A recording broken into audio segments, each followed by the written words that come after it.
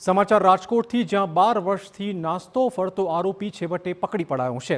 2012માં થયેલા double મર્ડરનો wanted આરોપી પકડી પડાયો છે। ભક્તિનગર પોલીસ સ્ટેશન વિસ્તારમાં નોંધાયો હતો ગુનો। વોન્ટેડ આરોપીને ક્રાઇમ બ્રાન્ચે ગાઝિયાબાદથી પકડી પાડ્યો હતો। પોલીસે વેશપલટો કરીને ગોઠવી હતી વોચ। પોલીસ જવાનો ફ્રૂટની લારી અને અન્ય લારી રાખીને વોચ કરતા હતા। પવન ઉર્ફે પ્રવીણ શર્મા નામના શખ્સની કરાઈ ધરપકડ।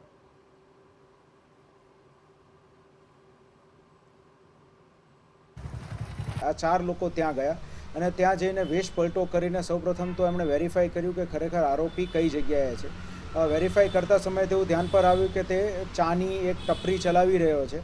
તો પછી કોઈ ફેરિયા બનીને, કોઈ શાકભાજીની લારી ચલાવીને એ રીતે જઈને અને કેમ કે 12 વર્ષનો સમય થઈ ગયો તો ચહેરો પણ બદલાઈ ચૂક્યો હતો, એટલે સૌપ્રથમ તો એ પવાના નામે ત્યાં ઓળખાતો હતો। એને વેરીફાઈ કર્યું કે આ એ જ વ્યક્તિ છે। એની સાથે વાતચીત કરી અને એકવાર 4 દિવસ આ બધું રેકી કર્યા બાદ કન્ફર્મ થયું કે આ વ્યક્તિ એ જ છે। ત્યારબાદ તુરંત જ તેની ધરપકડ કરીને કાયદેસરની કાર્યવાહી હાથ ધરવામાં આવેલી।